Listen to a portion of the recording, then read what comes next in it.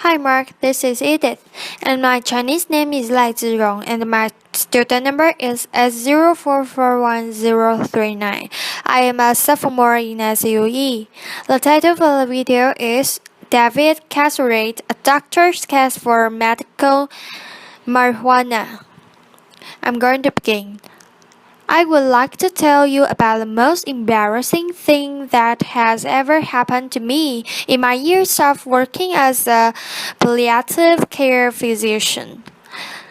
This happened a couple of years ago. I was asked as a consultant to see a woman in her 70s, retired English professor who had pancreatic cancer. I was asked to see her because she had pain, nausea, vomiting.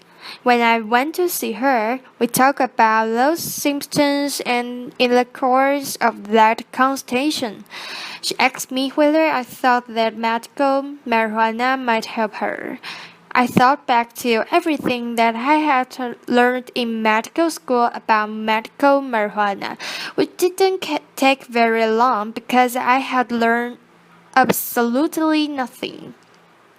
And so I told her that, as far as I knew, medical marijuana had no benefits whatsoever. And she smiled and nodded and reached into the handbag next to the bed and pulled out a stack of about a dozen randomized controlled trials showing that medical marijuana has benefits for symptoms like nausea and pain and anxiety. She handed me those articles and said, "Maybe you should read this before offering an opinion, doctor." Laughter. So I did. Then I read all of those articles and found a bunch more. When I came to see her the next morning, I had to admit that it looks like there is some evidence that marijuana can offer medical benefits, and I suggested that if she really was interested, she should try it. You know what she said? This 73-year-old retired English professor. She said, "I did try it about 6 months ago. It was amazing. I've been using it every day since.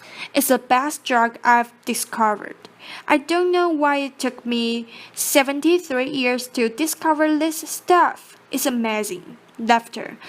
That was the moment at which I realized I needed to learn something about medical marijuana because what I was prepared for in medical school bore no relationship to reality.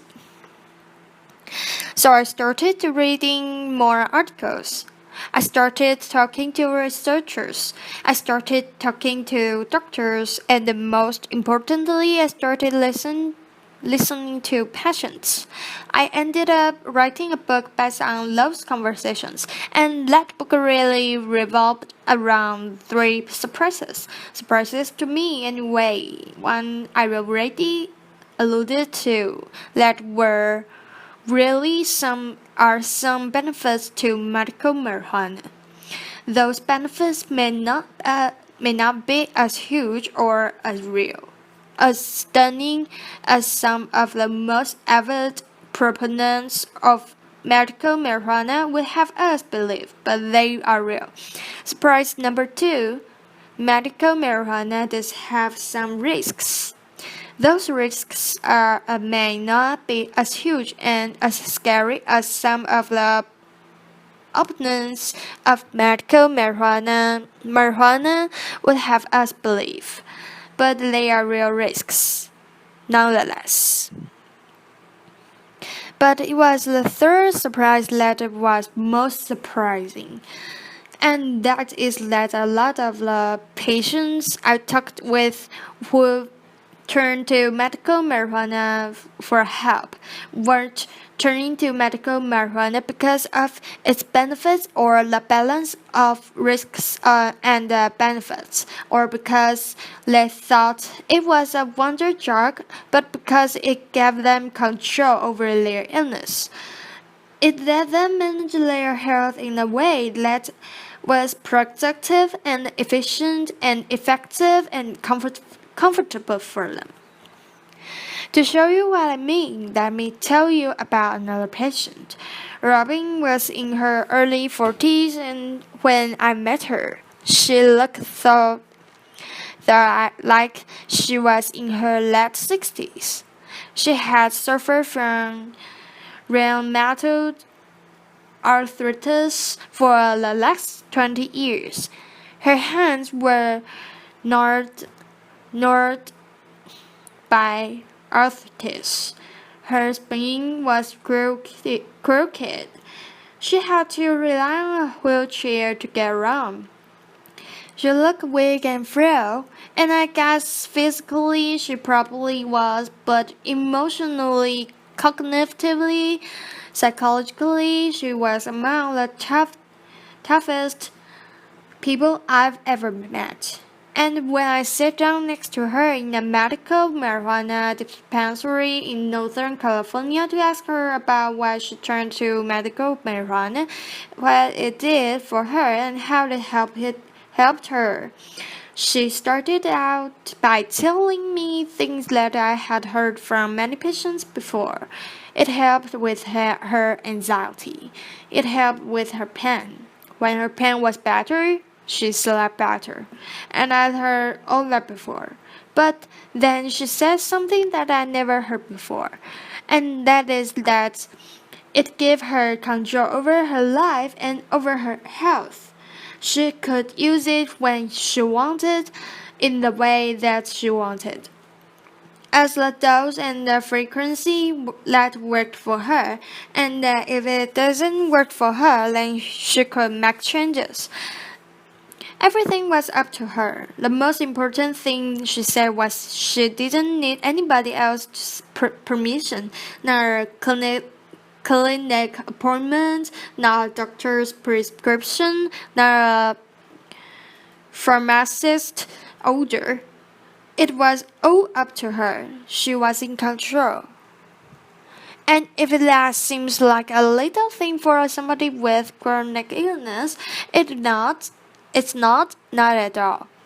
When we face a chronic serious illness, whether it's rheumatoid arthritis or lupus or cancer or diabetes or cirrhosis, we lose control. And note what I said, when, not if. All of us at some point in our lives will face a chronic serious illness that causes us to lose control. We'll see our function decline. Some of us will see our cognition decline. We'll be no longer able to care for ourselves, to do the things that we want to do. Our bodies will betray us. And in that process, we'll lose control. And that's scary. Not just scary, that's frightening, it's terrifying. When I talk to my patients, my palliative care patients, many of whom are facing illnesses that will end their lives, they have a lot to be frightened of. Pain, nausea, vomiting, constipation, fatigue, their impending mortality. But what scares them more than anything else is this possibility that at some point tomorrow or a month from now, they are going to lose control for their health or their lives or their health care, and they are going to become dependent on others, and that's terrifying.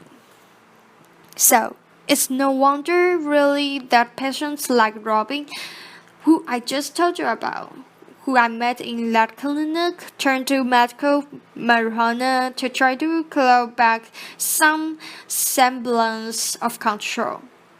How do they do it though? How do these medical marijuana dispensaries, like the one where I met Robin, how do they give patients like Robin back the sort of control that they need? And how do they do it in a way that Mainstream medical hospitals and clinics at least for robbing weren't able to. What's their secret? So I decided to find out. I went to a city clinic in Venice Beach in California to get a recommendation that will allow me to be a medical marijuana patient. I got a letter of recommendation that will let me buy medical marijuana. I got that recommendation illegally because I'm not a resident of California. I should know that. I should also note for the record that I never used that letter of recommendations to make a purchase.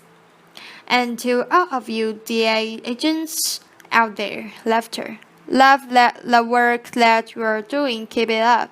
Laughter.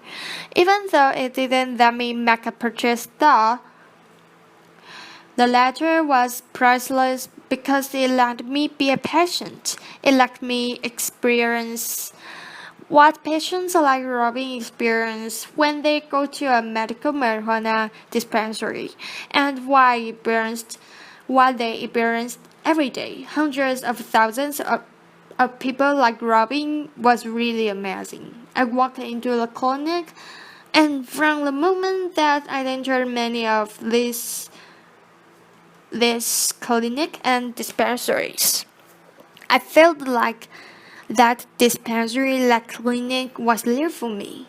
There were questions at the outset about who I am, what kind of work I do, what my goals are in looking for a medical marijuana prescription or product, what my goals are, what my preferences are, what my hopes are, how do I think, how do I hope this might help me, what am I afraid of? These are the sorts of questions that patients like Robin get asked all the time. These are the sorts of questions that makes me confident and that the person I'm talking with really has my best interest at heart and wants to get to know me. The second thing I learned in those clinics is the availability of education. Education from the folks behind the counter, but also education from folks in the waiting room. People I met were more than happy as I was sitting next to them. People like Robin to tell me about who they are, why they use medical marijuana, what helps them, how it helps them, and to give me advice and suggestions. Those waiting rooms really are a hive of interaction, advice, and support. And third, the folks behind the counter. I was amazed at how willing those people were to spend sometimes an hour or more taking me through the nuances of this strain versus that strain. Smoking versus vaporizing, audibles versus tinctures. Oh, remember, without me making any purchase whatsoever. Think about the last time you went to any hospital or clinic and the last time anybody spent an hour explaining those sorts of things to you. The fact that patients like Robin are going to these clinics, are going to these dispensaries, and getting that sort of personalized attention and education and service really should be a wake-up call to the healthcare system. People like Robin are turning away from mainstream medicine, turning to medical marijuana dispensaries because those dispensaries are giving them what they need. And that's a wake-up call to the medical establishment. Is a wake-up call that many of my colleagues are either not hearing or not wanting to hear. When I talk to my colleagues, physicians in particular, about medical marijuana, they say, oh, we need more evidence. We need more research into benefits. We need more evidence about risks. And you know what? They're right. Absolutely right. We do need much more evidence about the benefits of medical marijuana. We also need to ask the federal government to reschedule marijuana to Schedule 2 or to deschedule it entirely to make that research possible. We also need more research into medical marijuana's risks. Medical marijuana's risks, we know a lot about the risks of recreational use. We know next to nothing about the risks of medical marijuana. So we absolutely do need research. But to say that we need research and not that we need to make any changes now is to miss the point entirely. People like Robin aren't aren't seeking out medical marijuana because they think it's a wonder drug or because they think it's entirely risk-free. They seek it out because the context in which it's delivered and administered and used gives them the sort of control they need over their lives. And that's a wake-up call we really need to pay attention to.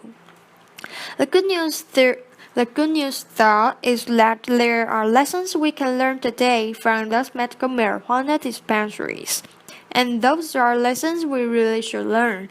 These are often small mom and pop operations run by people with no medical training. And while it's embarrassing to think that many of these clinics and dispensaries and providing services and the support of and meeting patients' needs in ways that billion-dollar healthcare systems aren't, we should be embarrassed by that. But we can also learn from that. And there are probably 3 lessons at last that we can learn from those small dispensaries. 1. We need to find ways to give patients more control in small but important ways. How to interact with healthcare providers, when to interact with healthcare providers, how to use medications in ways that work for them. In my own practice, I've gotten much more creative and flexible in supporting my patients in using drugs safely to manage their symptoms with the emphasis on safely. Many of the drugs I prescribe and are drugs like apples and or benzodiazepines, which can be dangerous if overused. But here's the point. They can be dangerous if they are overused, but they can also be effective if they are not used in a way that's consistent with what patients want and need. So like flexibility, if it's delivered safely, can be extraordinarily valuable for patients and their families. That's number 1. Number 2, education. Huge opportunities to learn from some of the tricks of those medical marijuana dispensaries to provide more education that doesn't require a lot of physician's time necessarily, or any physician time, but opportunities to learn about what medications we're using and why, prognosis, trajectories of illness, and most importantly, opportunities for patients to learn from each other. How can we replicate what goes on in those clinic and medical dispensary waiting rooms? How patients learn from each other, how people share with each other. And last but not least, putting patients first the way those medical marijuana dispensaries do. Making patients feel legitimately like what they want, what they need is why, as healthcare providers, we're here. Asking patients about their hopes, their fears, their goals, and preferences. As a palliative care provider, I ask all my patients what they are hoping for and what they are afraid of. But here's the thing. Patients shouldn't have to wait until they're chronically seriously ill. Often near the end of life, they shouldn't have to wait until they are seeing a physician like me before somebody asks them, "What are you hoping for? What are you afraid of?" That should be asked. That should be backed into the way that healthcare is delivered. We can do this, we really can. Medical marijuana dispensaries and the clinics all across the country are figuring this out. They are figuring this out in ways that larger, more mainstream health systems are years behind. But we can learn from them. And we have to learn from them. All we have to do is swallow our pride, put aside the thought for a minute that because we have lots of letters after our name, because we're experts, because we're chief medical officers of a large healthcare system, we know all there is to know about how to meet patients' needs. We need to swallow our pride. We need to go visit a few medical marijuana dispensaries. We need to figure out what they're doing. We need to figure out why so many patients like Robin are leaving our mainstream medical clinics and going to this medical marijuana dispensary instead. We need to figure out what their tricks are, what their tools are, and we need to learn from them. If we do, and I think we can, and I absolutely think we have to, we can guarantee all of our patients will have a much better experience. Thank you. Applaud. Thank you for listening, Mark.